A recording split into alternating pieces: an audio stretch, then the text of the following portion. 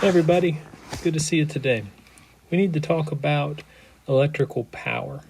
Now, we've talked about physical power, like how a strong man that lifts things more quickly has more power.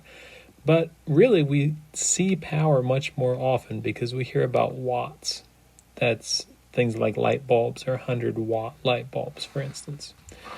So when we think about power, it's actually potential difference times current. So V is potential difference, I is current. Now, to make a little bit of sense of this, let's see if we can look at the units that it involves. So power is in watts. A watt is a joule per second. Volts are joules per coulomb. So how much energy would each coulomb of charge have if it went through that change in position? Current is the number of coulombs of charge that go by each point in a second. So when we look at these units, I think you can see that coulombs cancel and you're left with joules per second, or power, when you multiply current times voltage. Let's do an example problem. How much current goes through a 60-watt light bulb operating a 110-volt house circuit? So we do power is voltage times current. 60 watts is 110 volts times I. Divide and you get 0.54 amps of current. So about half an amp of current. That means a ridiculously large amount of charge, which is half a coulomb of charge, is going through that light bulb every second. Now let's look at some rearranged versions of this equation. We'll start with our equation each time. So P equals VI. Now let's divide both sides by V. P divided by V is equal to I. Now, that would give us the current if we know the power and the voltage. But let's not stop there. We know that I is equal to V divided by R. That's what we know from Ohm's law. So if we substitute that into this equation, take this guy, put it in for I, we're going to get P divided by V is equal to V divided by R, cross multiply, and we get P equals V squared divided by R. I guess not really cross multiplying.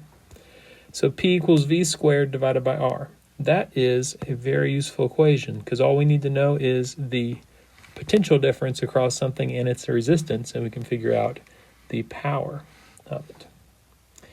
Now let's rearrange that equation for a second. P equals V squared divided by R. Now if we multiply both sides by R, we get RP is equal to V squared. And then we can get R equals V squared divided by P. So we can know the resistance if we know the voltage and the power. Alrighty, that's enough rearranging equations. Let's take a look at, still getting used to this iPad. Let's take a look at the next page. Power problems. A watch battery produces a voltage of 1.5 volts. How much power is used by the watch if it draws 0.001 amps? So we do,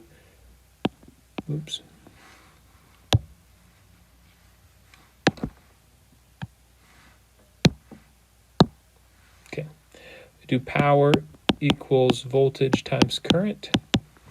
The voltage is 1.5 volts.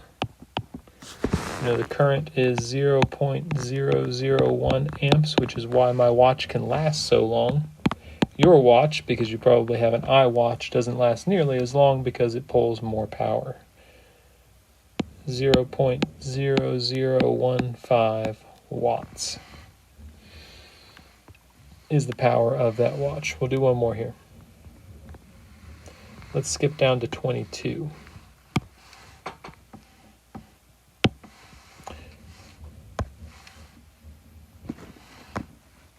Talking about a stereo speaker. So these are fun because stereo speakers have resistance ratings. It's an 8 ohm speaker, and we have 40 watts.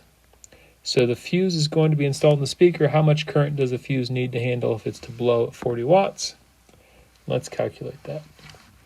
So we do power is current squared times resistance.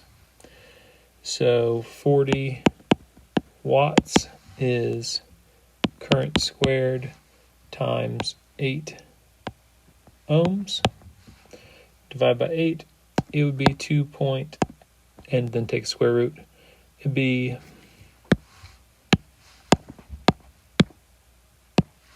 2.24 amps.